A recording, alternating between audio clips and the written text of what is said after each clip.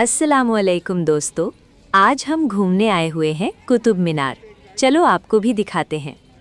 दिल्ली के दिल में खड़ा एक शानदार टावर जिसे हम कुतुब मीनार के नाम से जानते हैं। ये सिर्फ एक इमारत नहीं बल्कि भारत के इतिहास का जिंदा सबूत है। कुतुब मीनार का निर्माण 1193 में शुरू हुआ था। इसे शुरू करवाया दिल्ली सल्तनत के पहले शासक कुतुबुद्दीन ऐबक ने। बाद में इस टावर को उसके दामाद इल्तुतमिश और फिर फिरोज शाह तुगलक ने पूरा करवाया। कुतुब मीनार सिर्फ एक ऊंचा टावर नहीं है, इसके इर्द गिर्द और अंदर बने हुए कई खंभे इस जगह को और भी खास बना देते हैं। कुतुब मीनार कॉम्प्लेक्स में सबसे ज़्यादा मशहूर खंभे कुव्वतुल इस्लाम मस्जिद के हैं। कुतुब मीनार कॉम्प्लेक्स के कई खंभे रेड सैंडस्टोन और मार्बल से बने हैं। हर खंभा अलग कहानी सुनाता है।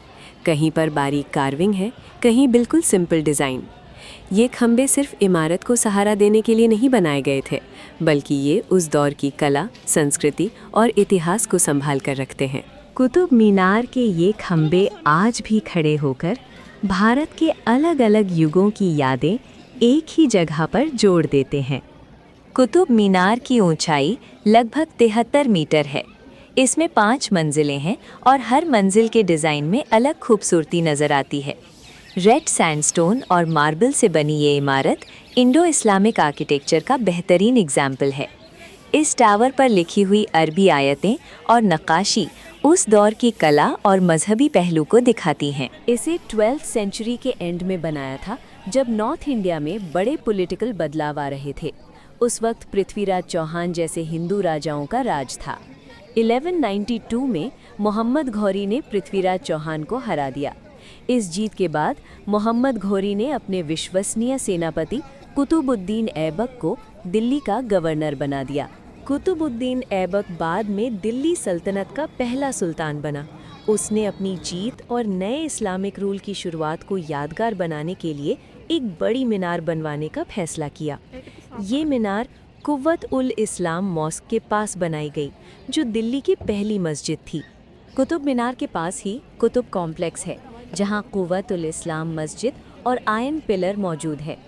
आयन पिलर आज भी साइंटिस्ट्स के लिए एक रहस्य है, क्योंकि लगभग 1600 साल पुराना माना जाता है। हैरत की बात यह है कि इतने सालों में भी इस पर जंग नहीं लगा। इस खंभे पर लिखी हुई संस्कृत लिखावट गुप्त काल के राजा चंद्र की जीत को बयान करती है।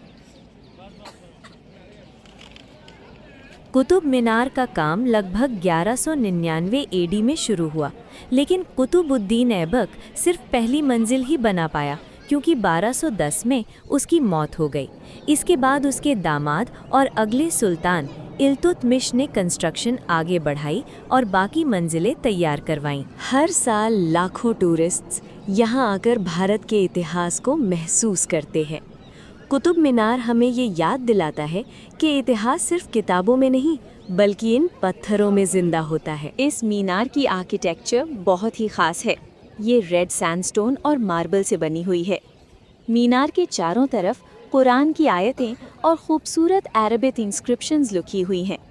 हर मंजिल के बाद एक छज्जा बना है, जो उस ज़माने की इंडो इस्लामिक आर्किटेक्चर को दिखाता है।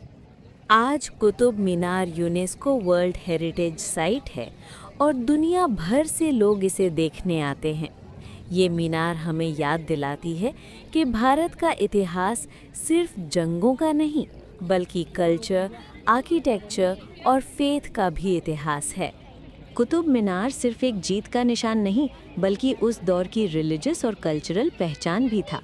इस मीनार का इस्तेमाल आज़ान देने के लिए भी होता था, ताकि आवाज़ दूर दूर तक पहुंच सके।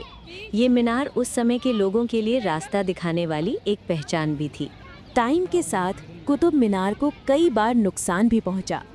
बिजली गिरने और अर्थक्वेक्स की वजह से ये कई बार टूट भी गई।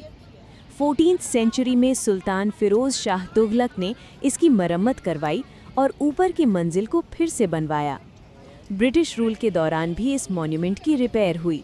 दोस्तों, अगर मेरी वीडियो पसंद आए तो लाइक और सब्सक्राइब करें। फिर मिलेंगे नए व्लॉग में।